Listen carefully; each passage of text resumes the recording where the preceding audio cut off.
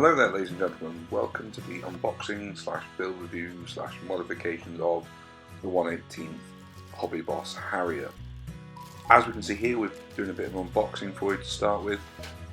In the box we have a massive amount of plastic. The weight of the whole thing is really surprising. We've got some normal decals there. I didn't use most of those, as you'll see later on in the video. The parts in here are a bit interesting. The instructions are perfectly clear. The decal application painting guide is brilliant. You wouldn't have thought so, being a converted toy rather than a bespoke model. One of the things that will surprise most modelers or people who ever built one of these models is the fact that a lot of the parts in here are in bags. So a lot of the, just like sprues are labelled JKL whatever, but they're actually labelled in a small cellophane bag, which when you're trying to find parts and stuff, if you're sort of used to sort of the Ethics or Tamiya or whatever system, it is a bit interesting. The build is a lot of fun. When we start looking at the parts, you get a lot of screws, springs. I've never had a set of springs in a model kit before, other than sort of the rate control ones. So it was fun. It came all the way from China. As I said, it's not too badly damaged. It was the part of the glazing was damaged, but nothing we can't sort of bodge and sort of repair. When it comes to the parts, the plastic was perfectly easy to work. It was a good quality. It had a bit of spring in it. It wasn't too brittle.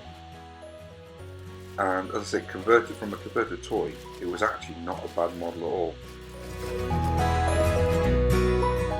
I don't know about you guys, but when I get a new model, I'm massively impatient to start building it. About 10 minutes later we had a motor in. It's just super glued on the back and it's push fit. Here we can see sort of how we put the LEDs in. They're just again using a bore tool to get the LEDs and then running cables through the wings. There's plenty of space here to do that. It's one of the easiest models I've sort of done that. This is the quite interesting bit. You can actually change the kit, so you can. This tail clips off anyway, and the horizontal stabilizers will come off if you glue them before you put them in. That part that just came off was supposed to be sort of glued in, but if you're clever and cut away some of the chamfers on the back, you can actually pop it in and out like this. Here you can see sort of the sound system. It's just a really cheap MP3 sort of talking products type thing with a trigger button, speaker, battery holder. I say when at 1/18 scale is huge. You don't have to put your small rechargeables in it. It's really easy. Just shove all this stuff in. All you do is you get whatever sound clip, download it, push button, off you go. The good thing about this toy conversion is most of the hatch is open. Here you see I've hidden the trigger switch for the sound in the air brake area compartment thing, and it does shut if you push it hard enough. This is really interesting. This actually comes as part of the kit. This actually has a light bulb and a little switch on it.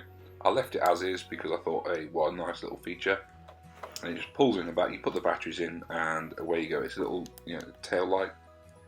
Here we can see the actual hatches. They open really well. You've got the bit of engine detailing in there. As I saw from the beginning, it does have a motor in, but I did mess up a little bit there. The cowlings actually catch on the blade, so at the moment it won't turn, but we'll see what we can do in the future with that.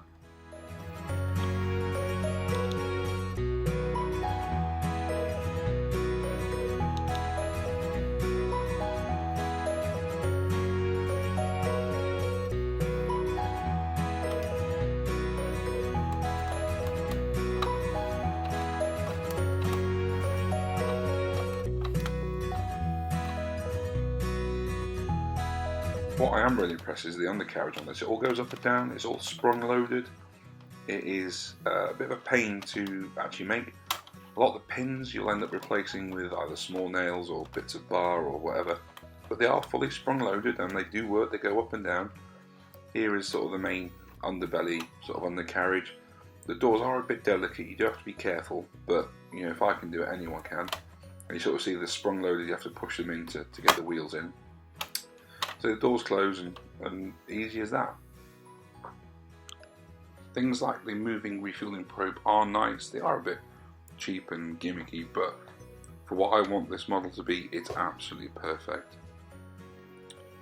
Yeah, it was a bit big, so I had to come up with a new way of comparing. I did purchase the 1/72 Airfix model to do a little bit of a conversion slash disguise. As you might see, the 1/18th is in sort of a Royal Navy livery. I did kind of steal the decals and draw my own up and print them on water slide decal paper. As you can see here, I compare the two, and on the top right is the 1/72, obviously the big one is the 1/18th, but not a bad job. The main difference is in the nose cone and the avionics at the front. I can't do a perfect job. This is only a battlefield model. It's designed to go on a 1/18th, 1/16 scale RC tank battlefield as scenery. So again, it's not the perfect conversion. It's not the rivet counters. If you're going to sit out there and go, oh yes, it's so and so, I don't care. For me, that's absolutely brilliant. It's a conversion. It works. It's got sounds and lights, as you can see here at night. It doesn't come with a pilot. You've got to find your own.